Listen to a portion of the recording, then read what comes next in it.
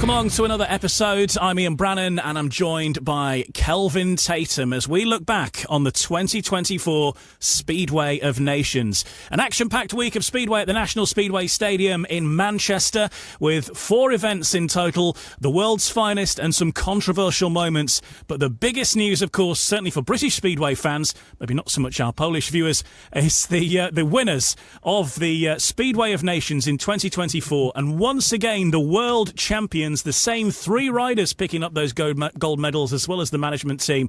Team Great Britain sealing it with a race-off against Australia in the grand final on Saturday night. But of course there was many twists and turns to get to that point, and we'll talk about that, not least as well the SON2 Speedway of Nations 2, which did bring some joy for Poland on Friday night. So Kelvin, you were there. You've acclimatised back to the south after your trip to the northern regions. And of course it was typical Manchester weather for the week, which certainly added a different dimension to things, but fair play to the National Speedway Stadium and all the track staff. And I know that a lot of people have been crediting and bigging up the Bellevue track staff, quite rightly. But I should also point out as well that it was a track staff of nations. I've described this to someone else as well, because they did pull in people from around and about, not least Glasgow, some of the track guys from there, and Johnny Swales, formerly of Redcar as well, helping out to get this fixture on. And as we've discussed before we started recording this chat, that there's not many tracks in Britain, or indeed maybe in the world, that would have been able to handle some of the conditions thrown at them this week and then get on a world-class event. Yes, certainly during the week, Tuesday and Wednesday, and again on Friday, the weather was really unpredictable. And as you rightly pointed out, a lot of credit goes to the staff and Andy Meredith and his cohorts, because I do believe that it could easily have lost a meeting, or you would have had a situation where one of the semi-finals was lost, or Tuesday night was lost, and then 2 having to be run on Wednesday, and then the week would have got really messy from that point of view. This year, in truth, weather has been really difficult around the country. But the National Speedway Stadium, the way it's designed, the material that's used, the expertise that they have there, they were able to get those events on. And in truth, even on Wednesday, which was wetter than Tuesday, the racing, incredibly, was actually still very good, you know. So the 2 semi-finals, some of the racing on Friday for the Speedway of Nations 2 was difficult. There's no question about it. But, you know, they had even more rain on Friday. But, you know, semi-final number 1 got underway. You know, lots of expectations. Actually, although the crowd on Saturday night wasn't what everybody was expecting, the crowds actually during the week weren't desperate.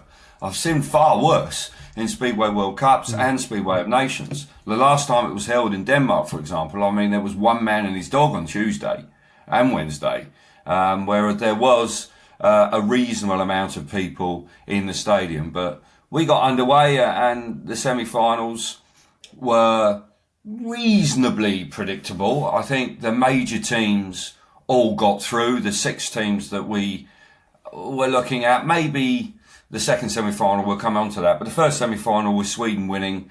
I thought they did very well. Poland, obviously, they never seem to have any good fortune, or it doesn't quite click for them, with obviously Smarslik having that really tough crash with the Ukrainians. And that knocked him about. There's no doubt about it. That gave him a proper bang on the head. You know, when you watch the slow-mos again, it was remarkable that he actually got himself back up and rode and won the rerun. And interestingly, then there were all sorts of conspiracy theories going around, because he didn't ride for the rest of the night and then he disappeared back to his homeland.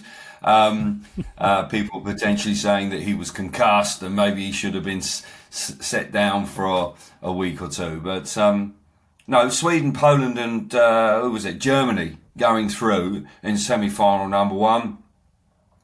That was what was expected.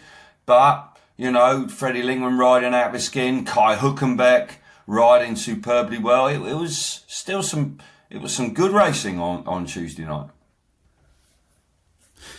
Of course, Poland sort of started as many people's favourites, but the Speedway of Nations is not a tournament that they have they've never won it, and they always, as you say, have some kind of issue, whereas when it's a team event, they seem to be a different kettle of fish, don't they? So they finished as runners up to Sweden, and then you had this battle between Germany, maybe fancied as the other team maybe that would get in and among it, but you never knew really with Finland, with Italy. Finland, of course, 10 points behind Germany, but they got themselves into that race off. Italy were only a couple of points behind, so there was, and France as well, not a million miles away. So it did get fairly close for that fourth spot, which gave you a one-off chance to get to the final. Yeah, actually, during commentary, I was getting quite excited about Jesse Mustonen from Finland, because he was pulling some shapes out there that were just extraordinary. I don't know quite how long he's going to survive doing that, but he was going into parts of the National Speedway Stadium that no other rider has been, like popping the front wheel over the curb. And they were, I like their attitude, because they turned up. They are complete underdogs. You can clearly see that they are on a budget, because the equipment isn't quite as sparkling as some of the other teams. But by golly, do they have a good attitude, and they race. It would have been unfair on Germany if something untoward had happened in that Heat 22 to join the winners, or to join the top two rather. But because they had 10 points, as you rightly say, they had 10 points more. But I thoroughly enjoyed watching them. France were unfortunate to miss Berger. Berger with Balago, well, now, they may well have been finalists, because those two fly around there, and I've seen them go really well there. They just very strange management from Laurent Sambray from France. Stephen Gore didn't get a point. And I'm thinking, well, he's surely got to use the young Trésor in one race. Got to put him in. And I actually spoke to his dad afterwards, and they all were scratching their heads. So I didn't really get that. I thought that was rather bizarre. But no, that's what the Speedway of Nations is all about, Ian, isn't it? That's what gives the lesser nations an opportunity to put themselves in the limelight, and they definitely contributed to the week, those lesser nations, no question. Well, that's it, isn't it? And that is the beauty. If you're taking it over a squad of five, of course, the obvious nations come out of having the strength in depth, but the thinking behind the Speedway of Nations in some respect is that most nations can probably find two decent riders and at least mix it, and that's exactly what happened. Incidentally, Antti Vulas, who was the top scorer for Finland, he got 17 points on the night of the 23 that Finland got. He's actually bagged, well, I think he got cancelled actually, but he bagged himself a guest spot with Bellevue. Because they've got a couple of injuries now, and so it certainly worked out well for Antti Vulas. Of course, they had signed Tate Zischke, who, well, he had a terrible crash on his debut for Bellevue, but Antti Vulas also a rider at Workington as well, and he actually came third in the Ben Fun Bonanza behind Dan Bewley and Jan Kvek. So he had a good end to his week really as well. So maybe he's going to get a chance at the top level as well. But again, people like seeing riders that give it a go, don't they, Kelvin? Yeah. That's what you get. When we mentioned Jan Kvek and Dan Bewley, people love them because they're willing to get out there and get among it. And, it doesn't matter sometimes if you're not racking all the points up. If they can see the effort, then that's what gets fans off the seats as well, isn't it? Too right. And you're right to point out, Antti, he had a great week. And there's no doubt that he was, one of the reasons why they were knocking on the door. No Timo Lahti this year, who was instrumental of leading them into the final in 2022. Don't know what's gone on there, because Timo Lahti now represents Sweden, which is slightly bizarre. But and they could have done change of heart. Yeah, exactly.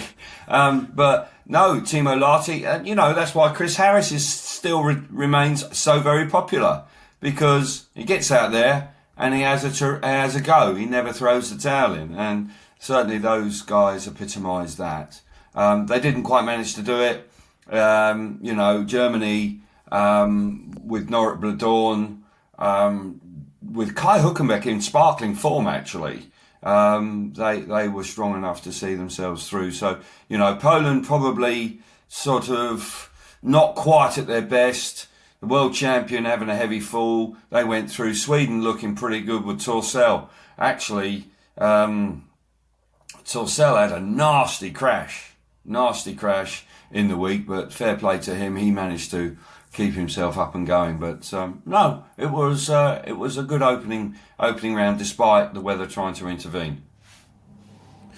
The second semi-final, of course, you had a couple of big hitters in there in Denmark and Australia, and Denmark actually won the day. Australia coming in second place, and then it was that battle for who would make the third qualification position. And the Czech Republic had been going along pretty well. They'd been racking the points up with Václav Milik and Jan Kvek, but it was Latvia in the end who bagged the spot with a bit of a mistake in that race off for the Czech Republic, saw Latvia through, and maybe that was one of the surprises of the week, actually.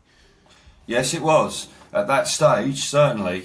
As you rightly point out, with the difference in point scoring with 4-3-2-0, the Czechs were in second and third. They didn't actually have to do any more than that. They were actually relatively comfortable there. Lebedev's was leading away, but Kvek was sort of like had got the bit between his teeth and was closing in on Lebedev's, and then just with the conditions heavy on the outside, got too much grip, and I think his natural enthusiasm just got the better of him. That's how it appeared. Very hard on him, but it was a parlour error, and effectively he gifted Latvia a final slot, because the Czechs should have gone through. But these things happen with that point scoring. We actually saw it in the very first time it was run when Ty Woofenden was out front and just went for the win, and Robert Lambert was stuck behind. So it maybe he just forgot. It's the only time that they actually race with that point scoring system, and I guess you've got to be aware and thinking clearly. But hey, Czech Republic's loss was the Latvians' gain, and they were more than delighted to qualify. So a bit of a shock there. But Sweden looked, Denmark in that particular meeting were outstanding. They were outstanding. The management team with Nicky Pedersen and Hans Andersen rotating their squad. They could do no wrong in the semi-final, and their boys looked like superstars, and they only dropped a couple of points. They scored 40 points. They only dropped 2 to Australia. Obviously, Jack Holder did something similar to what Jan Kvek did. He dropped it. But in the end, Denmark and Australia expected to go through. They duly did. And Latvia coming through as a bit of a surprise package. But another really good meeting, like Heat 3, even though it was wet. I remember Mickelson making a great big long dash down the inside. And again, the racing was of good quality throughout the night.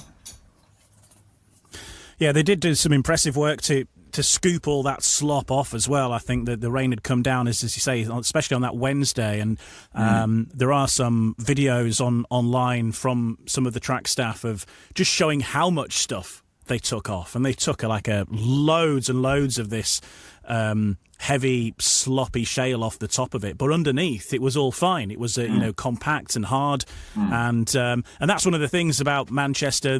What makes it is, first of all, I think the material that they use. They use a certain type of material. They're under no illusions that they built a speedway track in Manchester, and it's not known for its tropical weather, but also great drainage as well. So you don't get a situation where, say, for example, like maybe Sheffield, where you might get it underwater and it's like a boating lake and you're never going to dry it out. So, I know that Phil Morris has said as well that if there is a track where you can race a little bit in the wet, then Manchester is it.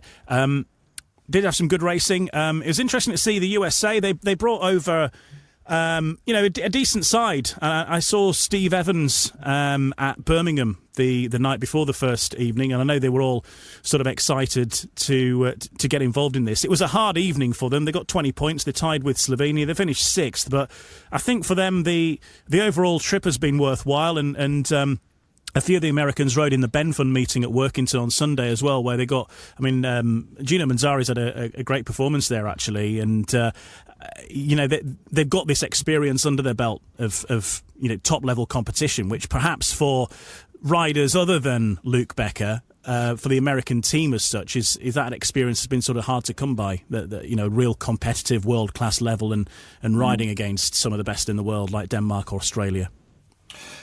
Yeah, I think you've got a very good positive spin on that for America. I understand what you've said about it, but I'm a little bit more. I don't want to be too downbeat about America, but Brock Nickel and Gino Manzarek aren't new riders.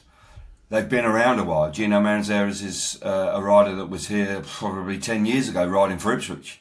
And in truth, Gino Manzarek is a good, solid, probably league rider, but is he an international rider? I would argue no. Brock Nickel is semi-retired, having spent a number of years here and has gone home. Luke Becker looked super.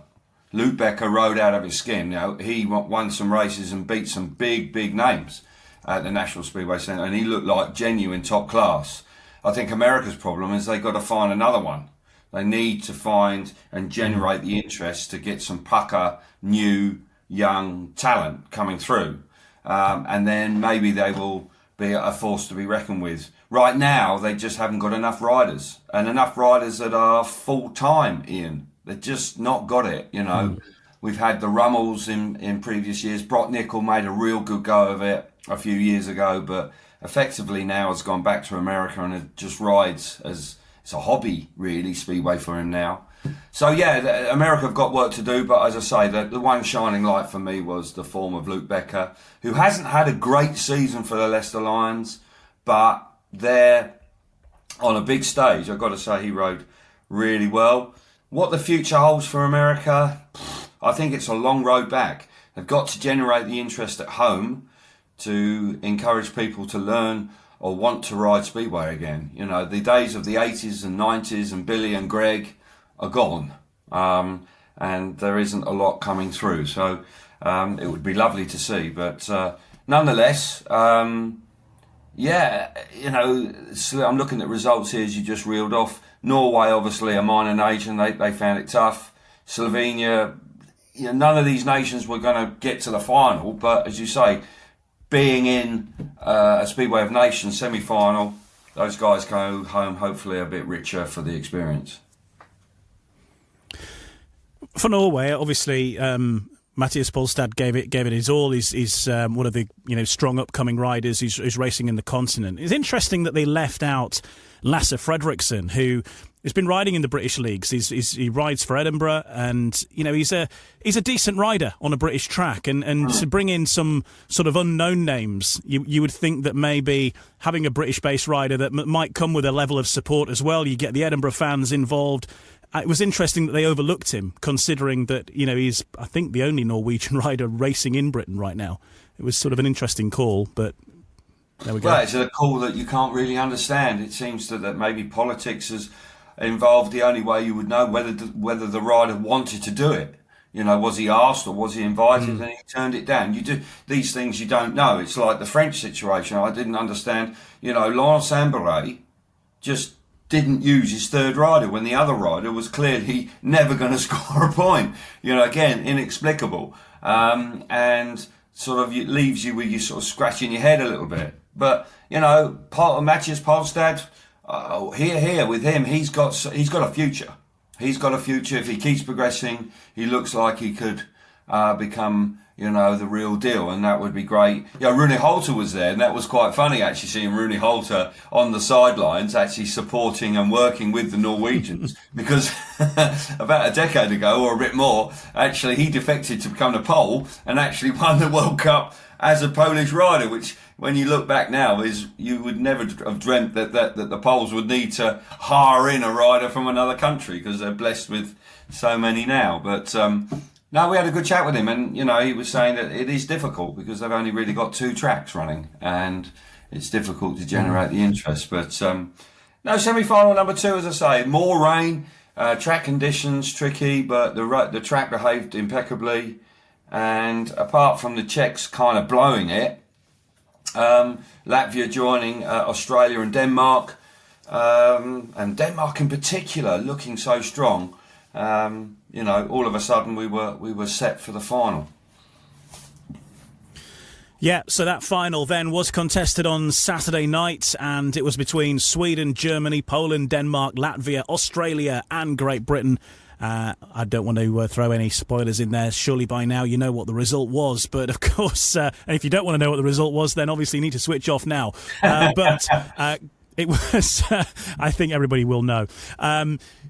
When we were talking to people, I know we were trying to do a preview podcast. I ended up managing to put a preview podcast together with Rory Schlein, in fact, and he's able to speak for both Australia and Great Britain the way his career has gone. We all sort of said that probably it would be Poland, Australia, and Great Britain. Come the top three, that would be the podium that we were choosing, and that's the only thing we got wrong, really, that Poland actually had a worse evening than they probably would have imagined, because finishing fifth. We'll talk about the grand final in a moment, but first of all, get to Poland, because all the eyes were on them. It's going to be their year this year. Nobody's going to stop Bartosz Szmartlik. They're going to come over here and they're going to do it and show what they're made of. But it all went wrong, didn't it? It all went wrong. And for the first time, for a while, for me anyway, that we saw Szmartlik come unstuck, really, and start to lose his cool and throw his teddies out of the cot with Phil Morris a little bit when over that tapes exclusion. And, it just shows that he is human after all. Yeah, I don't think he was right. I get what you're saying, and when you look at it on the face of it, yes, he was a bit erratic. He wasn't quite the cool, calm, collected world champion that we've become accustomed to seeing. I agree with that 100%. But I think it reflects to what happened earlier in the week. I don't think he was right. I think when you looked at him in the pits after that crash earlier in the week, he wasn't really with it. And I think that that may have been one of the reasons why he wasn't quite as good on Saturday as he might have been. In truth, it's interesting that the conversations you were having leading up to the weekend, you had Poland in the top three, or Poland as favourites. Interesting talking to my version of results, Chris's, talking to Tony Briggs, talking to lots of people. Actually, none of us had Poland in the top three. None of us. I certainly didn't. Really? No, because they don't like it. They don't like the Speedway of Nations. They never have. And I think one of the reasons that they haven't won it is because, look at the way they came back into the Speedway World Cup last year. They finished sixth in the Speedway of Nations in Voyance, where they were dreadful. They just don't like it, and they don't get enthusiastic about it. And then they win in Wrocław in dramatic fashion in the last heat. And then in the Speedway World Cup, Speedway of Nations, admittedly, I sensed that they wanted to do it. Kubera certainly was very keen.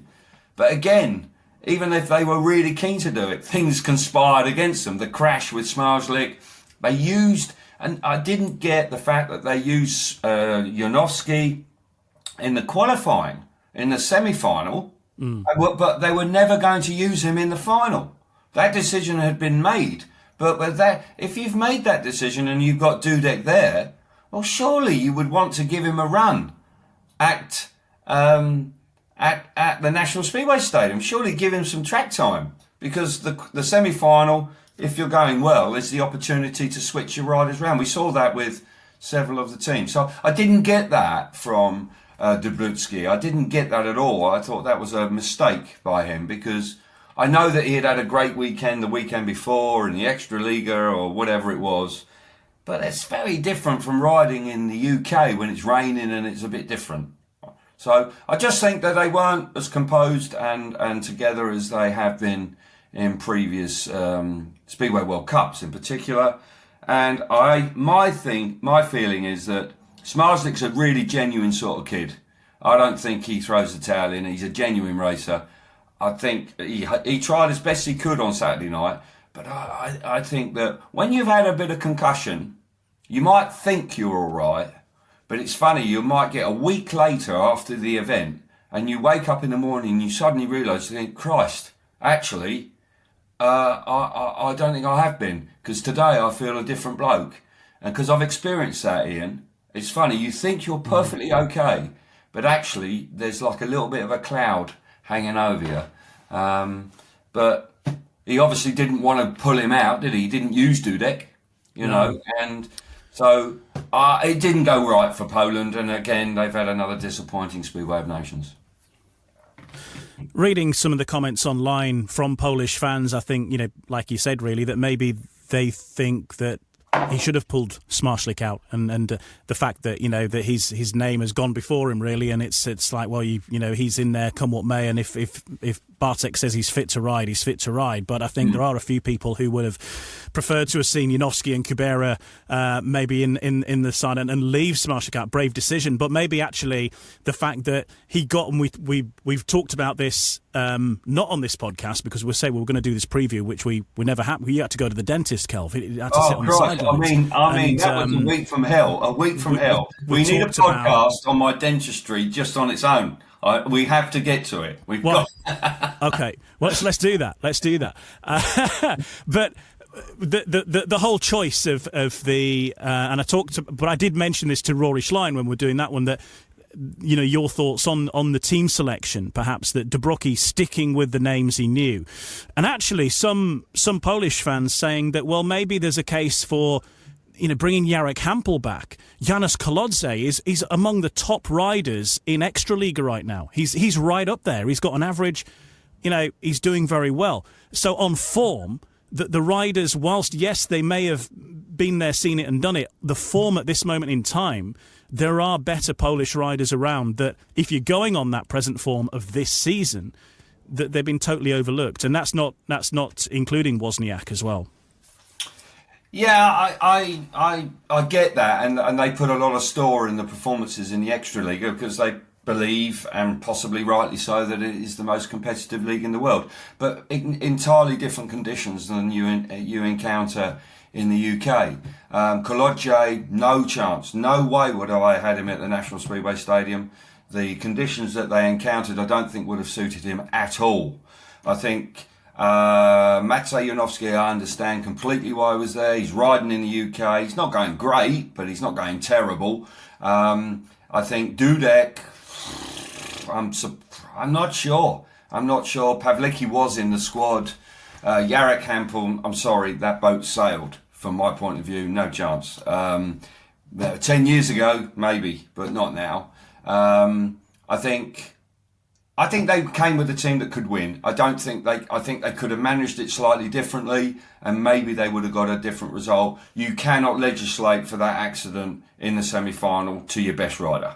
You just can't legislate from it. Mm-hmm. And I think it was a little bit like Gareth Southgate with Harry Kane. I think there's the player or the rider's just got too much credit with the manager, and his profile is so strong they just can't step him down. And I think that was the case with Bartosz Smarslik. And he declared himself fit. He flew back. He went back to Poland. He flew back in, obviously feeling... He wouldn't have flown back if he didn't think he could do the job, would he? So... But again, we can go on and on about all the different scenarios around Poland. Fact of the matter is, since 2018, Ian, they haven't done it. They haven't won it. And that is remarkable in itself. When you consider last year in 2023, they won every gold medal available. They won all of it.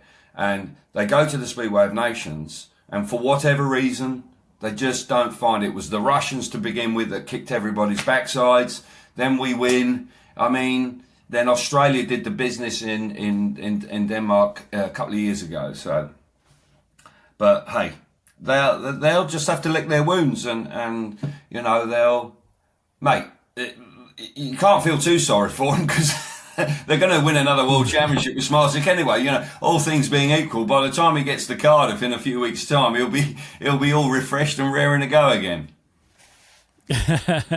Yeah, that's one to watch. Certainly, that is the next fixture on the calendar. But for the Speedway of Nations, then another fantastic evening for Great Britain, who did it once again, and that means now that they've finished in the world's top two for the last 4 seasons in the various competitions, and be that the Speedway of Nations or the Speedway World Cup last year, and of course finishing on the top step of the podium twice in that time as well. And same guys as well, and similar in some respects, finding Ty Wolfenden once again sidelined through injury, and it was all down to to Robert Lambert and Dan Bewley, who were the two riders who rode every heat through the course of the event. Tom Brennan, the third rider, but he didn't ride, but we saw him making his contribution in the pits. Also, Leon Flint was in the pits as well, many others involved in the back room. But not an ideal start for Dan Bewley. Took him a couple of rides to sort things out, to come down to the second bike. But once he got on that second bike, there was no looking back.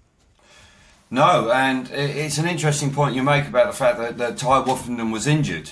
And, dreadful timing for Ty again, unfortunately. And, and his involvement with the Team Great Britain has been interrupted by injury on a regular basis. When it was a 2-day event at Manchester, of course, he had that horrifying crash on the first day and then missed the second day. And we went on to win. And now coming into it, because if Ty had been there, even though his form hasn't been great, he rode well in the British final. He's riding very well for Sheffield. Dan Bewley hasn't scored a point in his first 2 rides. If you're Ollie Allen and Simon Stead, are you thinking, we better give a 3-time world champion a run now? And all of a sudden, that might have actually created a scenario within the team that if then it hadn't have clicked with Woofenden, then that race, the third race, would have slipped away, possibly wouldn't have been world champions. But they obviously trusted Bewley. Brennan less experienced. They stuck with the same pair, and Bewley made up for it fabulously, didn't he? Came out in that third race. In fact, terrific turn back, probably the turn back of the evening, and he looked a completely different rider. So, and from then on, they clicked. I mean, Robert Lambert was just outstanding. I mean, he got a lot of criticism for his poor performance from the British final. Didn't even make the race off, did he? Didn't even make the last chance qualifier. And he would have been really upset about that, with the big 3 there, all the 3 Grand Prix riders, and Bewley and Woofenden going head to head, and he missed out. But by golly, he made up for it on Saturday night. So yeah, it was. I was proud of it. I'm lucky enough to have done that. I won the World Team Cup back in the black and white days at Bradford.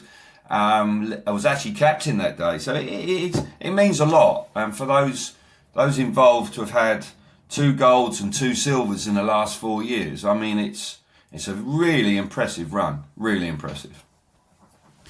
I think as well, and a lot of riders say this, and I'm not sure if you were a Bradford rider at the time that you won that at Bradford, but it can be hard. I know Gary Havelock spoke about it, that whenever he raced on his home track, whenever there was a big event at Bradford, he always found the pressure a lot harder, racing sort of on his home circuit. And I know some riders have said that. So for Dan Bewley to come out at Bellevue with the expectation of, he's the track record holder around here, he's very rarely beaten, to come out and find himself 2 rides down and with not a lot to show for it. In a big event, all eyes are on him. He's going to be feeling the pressure there to come out then and perform. But and obviously it's not all in your hands if your bike's not able to get you to the speed you need to be going at. No, and it's a very good point you make, because and Gary Havelock would have experienced it. I experienced it with the British final being held at Brandon every year, riding for Coventry. No Coventry rider had won it, and you're just, because you ride there, there's this sort of expectation that it will be easier for you, but in truth it isn't. The track is often different from what you experience on a weekly basis for your league match. You've got riders that are upping their game. They're coming and they're prepared to ride and dig deep. And all those factors come into it. And Bewley is a remarkable man because he's won a hat-trick of British Championships in front of his home crowd now. And particularly this year, I think that was extra special, being able to do it with Ty Woofenden and Robert Lambert in the field as well. And then for him to turn that around on Saturday night when, alarm bells were beginning to ring, really, because last places with that scoring system were a no-no, and we'd had 2 after the first 2 races. They then clicked into gear, and then they were the most impressive team. So I think for Dan Bewley, I think it shows a mental strength and a resolve that champions have. And it's not, you don't see it very often, Ian, you know what I mean? So fair play to him, and that was pretty special. And then coming down to that final, of course, it was Britain versus Australia. if I did predict one thing, I said it would be really good to see a grand final with Dan Bewley and Brady Kurtz going at it. That would give the Bellevue fans something to think about. And that's exactly what happened there at the end with, I mean, we were talking about cutbacks, but that overtake from Bewley to go from last and then come steaming up the inside and take the two of them effectively to get into second place in behind Robert Lambert in that final. I mean, that was a move and a half, but one that was required at that moment because that second beginning of that move that Australia were heading for victory.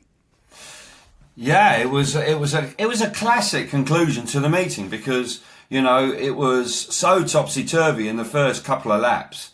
And Jack Holder was doing everything he possibly could to keep Kurtz alongside him because second and third would have done, and they would have been world champions and they would have retained the title. But Bewley, I think Holder just slowed it down a fraction. Kurtz was then obviously slightly vulnerable, and Bewley read it fabulously well. And made that move, and then literally Robert Lambert and him just put their heads down and rode as like their lives depended on it, and clinched the deal and won the day in which was a grandstand finish. Australia actually were my favourites going into the event. I thought with Frick, Holder and Kurtz, I thought they might just have enough. I thought the three of them together would give Mark Lemon, if one of them was slightly off, that third rider, because I'd seen Frick ride there 2 weeks ago for the Leicester Lions, and he had a couple of races with Bewley that were outstanding. I mean, and although Mark actually made light of the decision to go with Kurtz before the event, he sort of made light of that. I still think that was quite a brave call for him because, the pair that had won the World Championship in 22 was Frick and Holder. Kurtz isn't a Grand Prix rider, hasn't made that breakthrough yet. Admittedly, he does ride Bellevue very well, but still, it was a brave one and really and truthfully the right one because Kurtz worked really hard in the early heats to make sure he got those third places. He really did work. He had quite often the worst gate, and he really showed a lot of commitment. When he passed Schmarzlik round the outside, I mean, that's possibly the pass of the week. I mean, Schmarzlik don't give you a lot of racing room, and he isn't hanging about. And he literally rode up the bloody safety fence to go round the outside of him. Yeah. And I think even Mr. Schmarzlik had to tip his hat as he went by. He said, fair play, you want it that much, then you can have that. But no, a great finish. And I think a lot of respect between the two teams, but obviously in front of your home crowd, to do it again there, I think it was brilliant. It was absolutely sensational finish to the night. For Brady Kurtz, he's in the Grand Prix Challenge, actually, at Pardubice at the end of the season. Do you know, the way he's riding there, when you see him going round the long way around part of Schmarzlik, you think, well, there's no reason why, he couldn't potentially mix it when it comes to that event to decide next year's Grand Prix riders, because there's a lot more emphasis on that race off now rather than wildcards, I think, for 2025, isn't there? It does. I'm hearing so, yes. And Brady Kurtz is on the verge of becoming a fully fledged Grand Prix rider, and I think he would warrant it. I think he's one of those nearly guys. He's always been sort of just under the radar. It's been Frick, Doyle and Holder for the recent seasons, and Kurtz has always been slightly in the background. When I think of Jason Doyle's career, he was a bit of a guy in a similar position where it was Ryan Sullivan, it was Lee Adams, it was Jason Crump, those guys, and Doyle was sort of the one that was overlooked, and then Doyle managed to get that breakthrough, and then all of a sudden he kicked on and has had a fabulous career. Maybe Kurtz will do something similar, but he'd have to do it everywhere, of course. He can't just do it at home because not every meeting's held at Bellevue. But part of it's a big, wide track. He's a rider that's got quite a lot of experience now. Wouldn't be a total shock to me if he was able to qualify. Mentioned for Germany, because Sweden finished third with Freddie Lindgren and Jakob Torsell. Germany missing out just by the 1 point. It was 27 points to Sweden, 26 to Germany. So very close to getting on the podium there, which is a good effort considering also with Poland and Denmark in that lineup as well. Not an easy task to finish fourth, and almost very nearly just bar that 1 point, finishing joint third or maybe even better. You never know. Well, to be honest, they were the surprise package of the final because they were leading it after a couple of races. They got off to a fantastic start.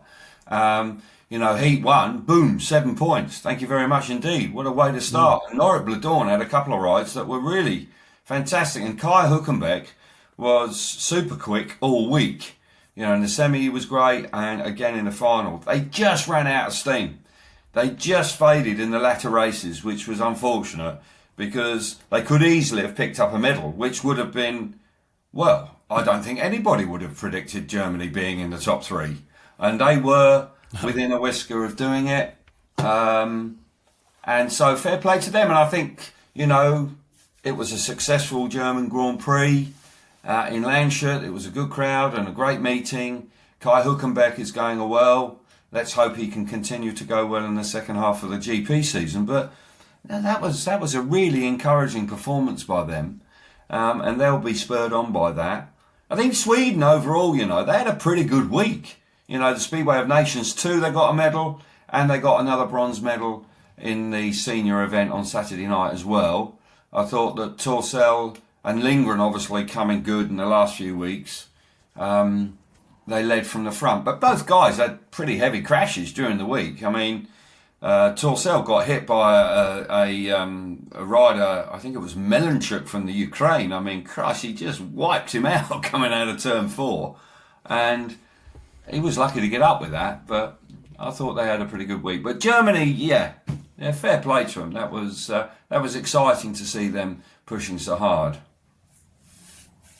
So, congratulations to Great Britain, then champions of the world in the Speedway of Nations, with Robert Lambert and Dan Bewley and Tom Brennan, of course, all getting their gold medals. Tom Brennan said that he sort of felt a little bit like a competition winner in some respects because he'd had the sort of a night where he'd not actually been out on the track, but he, the work goes on. In the pits and supporting the other guys. It was a real team effort. We saw Leon Flint in the pits, as I mentioned earlier. There was plenty others all involved. Ashley Holloway was in there as well, with Simon Stead and Ollie Allen providing technical support. So it's obviously the riders are the ones out there on the track getting the points and doing the work, but there's more to it, isn't there, Kelv? It is a real team effort away from the track in the pits, and that work is important certainly when the pressure's on, like it probably was after those first 2 rides for Dan Bewley.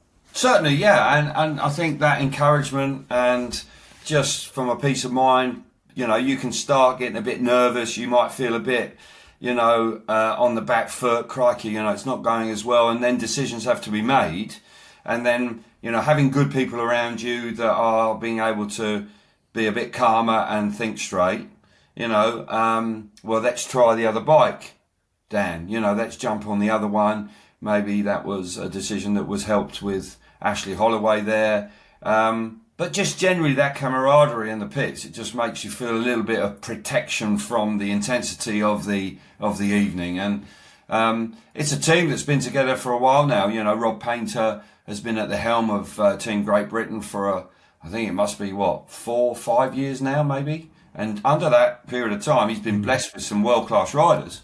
But there's no doubt that it's nice to see that there's a real enthusiasm around the group, and it tends to bring out the best. I don't think I've seen, Robert Lambert, he hasn't managed to win a Grand Prix, but that was a very professional, grown-up, world-class performance. I think did he get beaten? I think he might have got beaten once by an opponent on Saturday night. And when you look at the lineup, that was pretty special to have that composure every time out. They did 8 heats, Ian.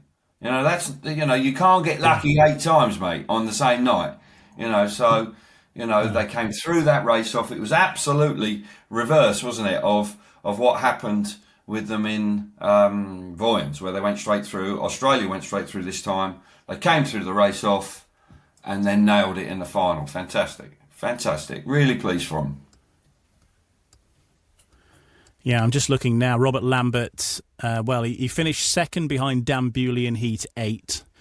He won heat an 13. opposing rider, isn't it? I'm just looking. Yeah, no, he won heat 17. Australia, I think it was a 5-4. Was it 5-4 against Australia or Poland? I can't remember. No, the qualifier. No, Sweden. Freddie Lindgren beat him. That's all. Okay. The only other points. Yeah, that was the only point he dropped to an opponent was to Freddie Lindgren in the final qualifier where they got the 5-4 with Jakob Torsell finished fourth. So. Yeah. It's pretty impressive. And any other points over 8 races. I mean, that was an outstanding performance, one that I think he will be rightly very proud of.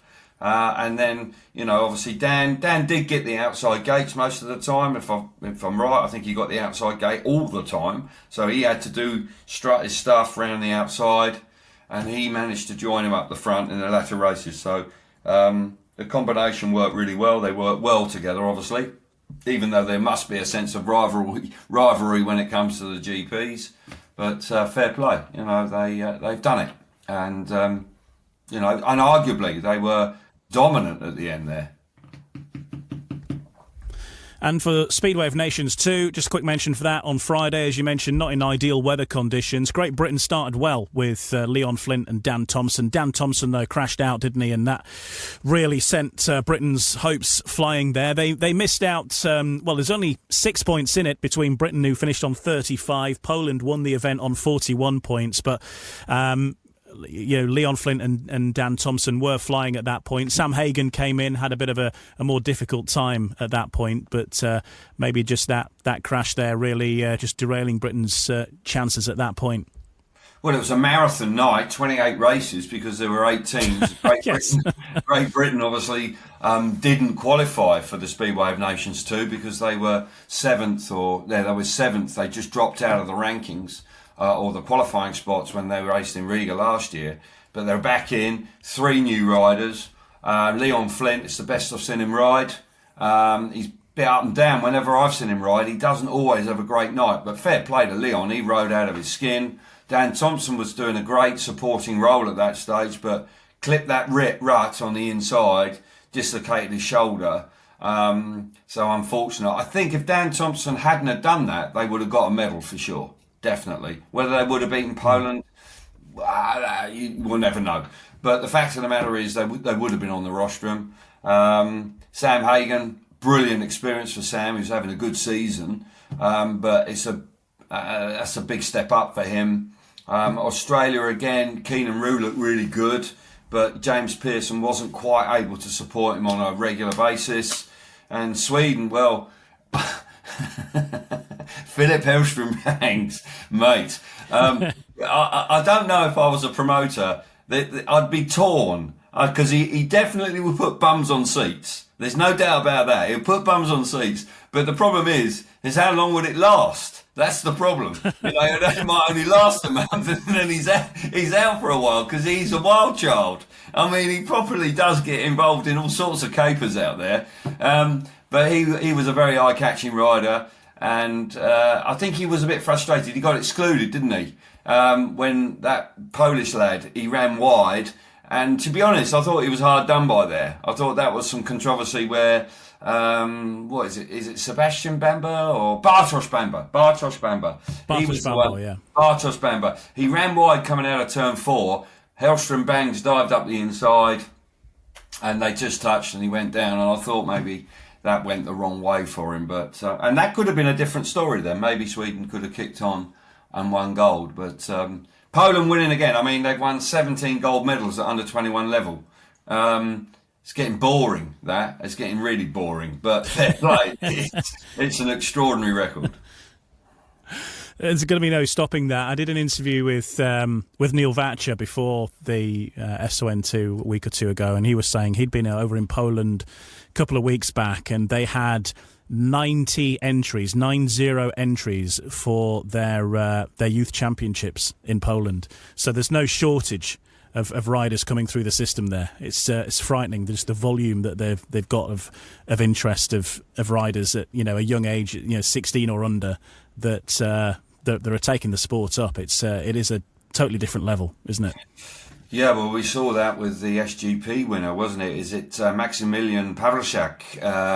Winning with a maximum. I mean, spoke beautiful English, rode like an experienced campaigner, and as you've just pointed out, they seem to have. I think also economically, they can earn good money right from the get-go. If they get picked up by clubs, and it's a career. It's a proper career for them. So.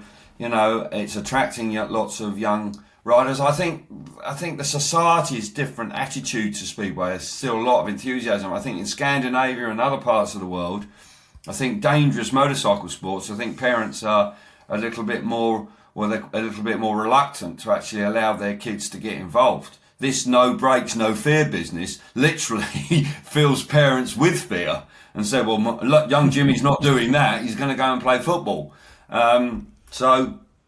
But right now, I don't see an easy answer to those issues. But Poland, in the end came through very well. So, congratulations to them. But it didn't spur their senior team on.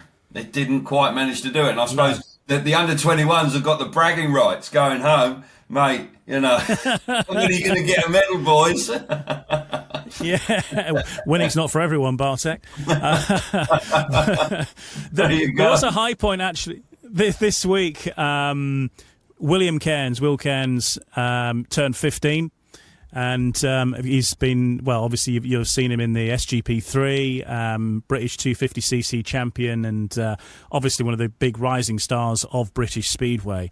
And real talent for us all to be excited about in time if everything continues. Working with Greg Hancock, and he's got a lot of support and working very, very hard as well for it. It's not like he's been gifted much. He's got obviously a lot of support and a lot of help, and fortunate in that way. But he made his debut in the National League. He's 15, so he's allowed to ride in the National League. He can't ride in the Championship or the Premiership yet until next season, so give it a year and there'll be promoters lining up. So he made his debut as a guest for Sheffield/Scunthorpe, the National League team. They were racing at Oxford, and on his debut, William Cairns, on his first 500cc meeting, scored 19. It's not a bad start. Reasonable start, yeah. Yeah, got off to a bit of a flyer there. Let's hope that he can manage to maintain those standards. Have I seen that he signed for Bellevue for 2 seasons? Yes, he has. He's for the National League. Yes, Bellevue Colts. So that's been announced today. Yeah, so he will be riding. Yeah, young William Cairns has clearly got a future. Surprising that his father owns Leicester Lions, if I'm right in thinking, but yes, hasn't signed for the Leicester Lions. Wants to make his own way, but he'll end up going there at some point, I'm sure. I'm racing around there, but no, William Cairns is clearly a rider that has ability, and importantly has a good support package behind him. He's going to have good kit, and if the kid's got it in him and stays focused, then he's going to be somebody to keep an eye out for the future. So, 16, 17, in the next 2 or 3 years, well, he's the world's his oyster in lots of ways. Yeah, that's right. And, I think I remember speaking to his dad, Paul, as you say, is the owner of Leicester. I was saying, so is he going to be riding for the Cubs then? And he said, no, he's not going to be riding for me. He's made it clear, and this was it, I think, in April. He's made it clear he's not going to be riding here. He's going to be, heading to, I think, well, Bellevue was. He had the pick of wherever he wanted to go, I think. But yeah, he's gone to Bellevue. And I think as well, obviously, it's Bellevue, isn't it? But it's the kind of track as well to get him used to the sort of stuff he might face on the continent too. He's used to Leicester. He's ridden around Leicester a lot, tight tracks and what have you. He's nailed that. So I think the bigger tracks are something that he wants to get used to as well. So interesting to see how he goes in the National League for the rest of the season. Quick word about Cardiff then while we're on, because that'll be the next thing. It's not for a while yet, but that is the next Grand Prix on the calendar, believe it or not, in about 4 weeks from now. And heading to the Principality Stadium with, obviously Schmarschlick with a healthy lead heading into that event, you could to say the least. But of course, everybody's looking for a British winner. We now know who the wild card's going to be. That's going to be Tom Brennan. He'll be representing, along with obviously Bewley and Robert Lambert and potentially Ty Woofenden. He hasn't ruled it out yet, but it would be probably quite a comeback to make it in time for then. But yeah, obviously one of the few events where you don't have to worry about the weather, at least there, Kelv. No, thank God for that. And the summer we're having, I think that the promoters and the organisers will be delighted that we have a roof there as well. Cardiff is always a meeting you look forward to. It's been on the calendar since 2001, I think.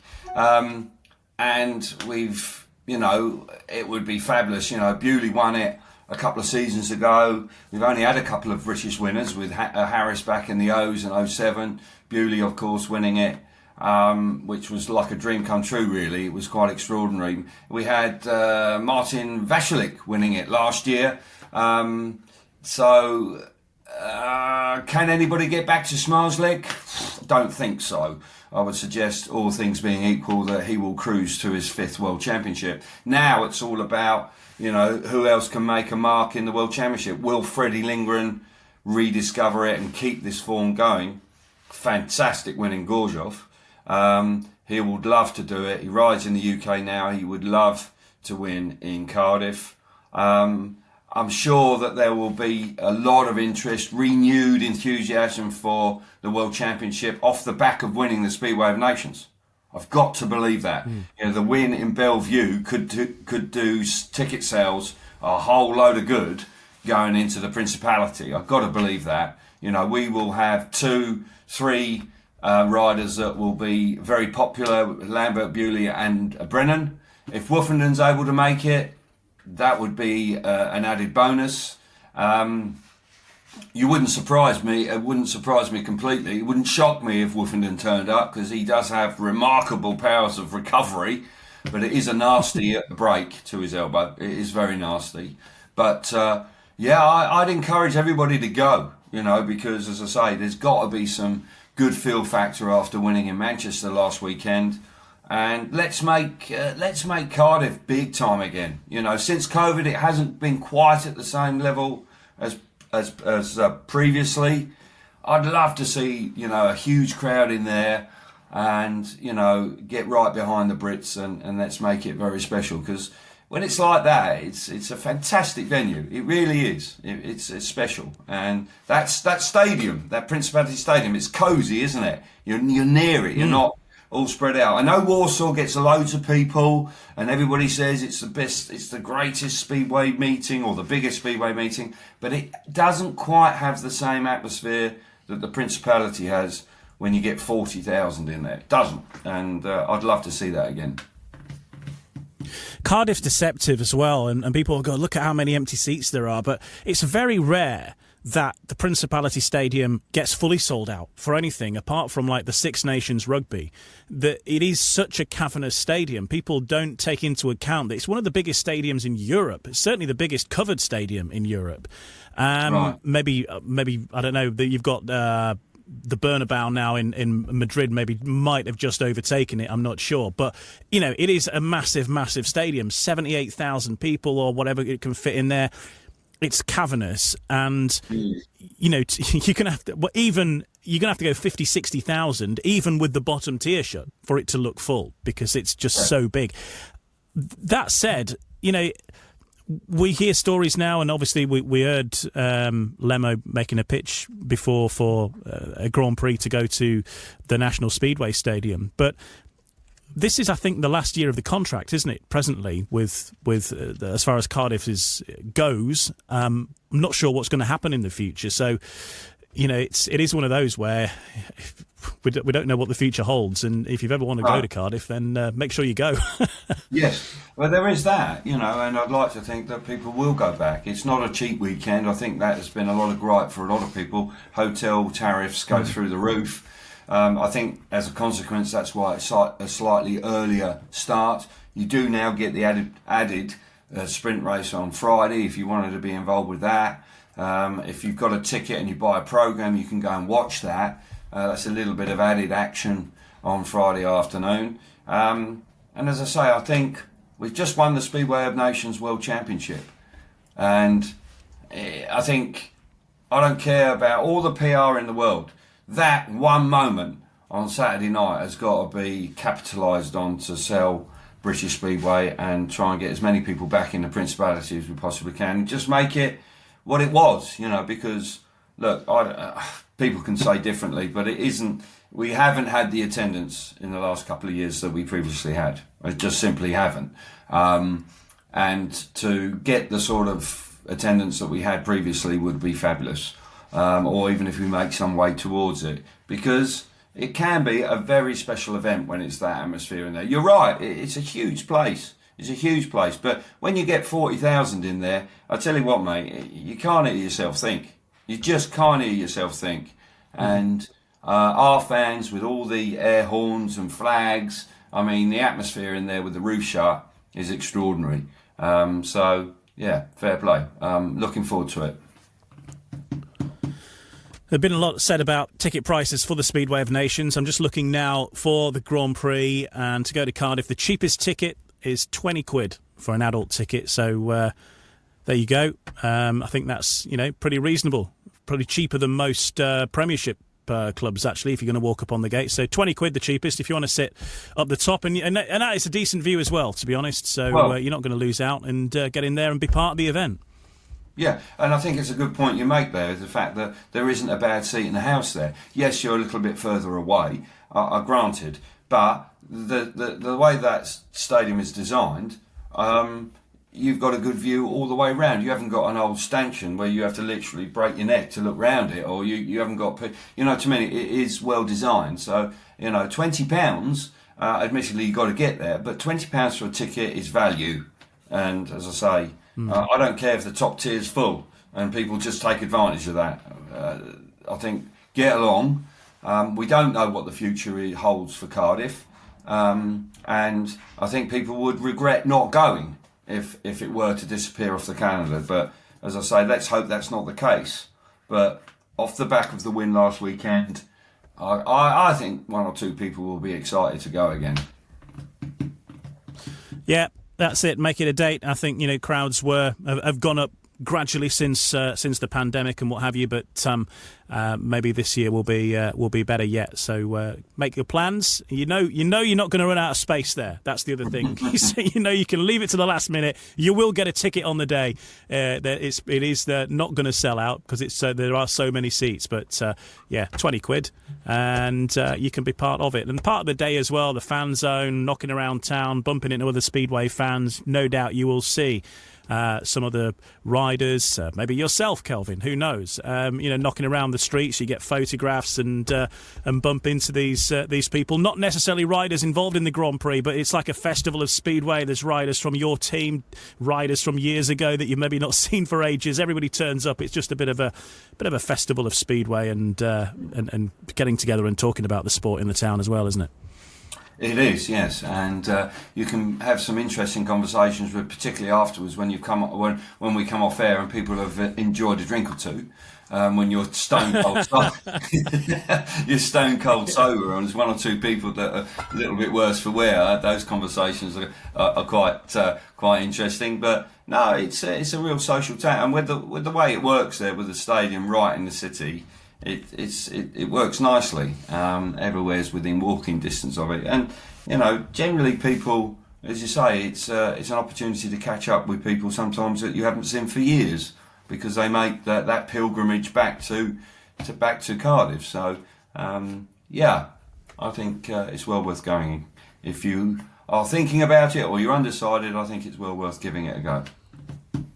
Yeah, just crack on and do it. And certainly, if you go to Walkabout, the bar there at there's the dance floor downstairs. If you get there roughly about 1 o'clock, 2 in the morning, you will see some sights and possibly some of British Speedway's top stars in a condition that you've never seen them before. No, so. It's quite a show. Yeah, that's worth £20 alone, mate. Innit? Yeah, I think was it last year or the year before? Somebody said Bartosz Smarslik walked in, and there was Smarslik and was it Nicky Pedersen chatting down on the dance floor there and walkabout. It all happens. That's the place you need to go for your exclusives. Absolutely. But late at night, and live the dream. Well, look. Cheers, Kelv. You'll be back in action in the British League very soon again with Eurosport Monday night. You've got the break for the Olympics, have you? Birmingham on the 22nd. Unfortunately, Ipswich was postponed. So my next outing, I can't remember who's there actually, but I do know that I'm going to Birmingham next Monday. Birmingham not having a great run. I'm looking forward to seeing Freddie Lingren there. Hopefully he can give them a real boost because they haven't had a great run. And to be honest, a lot of their guys have been out of form. Steve Worrell is not even riding. Can't remember. Yeah, he's ill. He's ill. So that's tough for him. Yeah. I think Pavlicki's had a good go, but it hasn't quite worked out for them.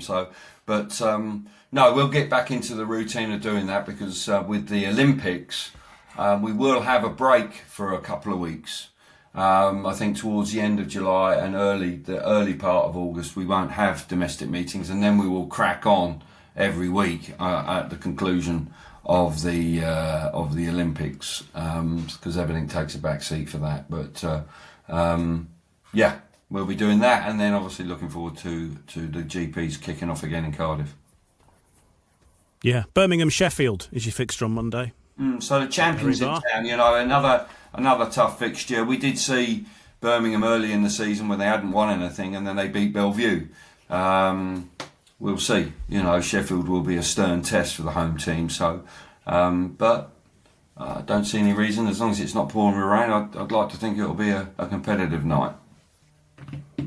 I was at Perry Bar a week or two ago. Well, the day before the Speedway of Nations, actually, and who else was there?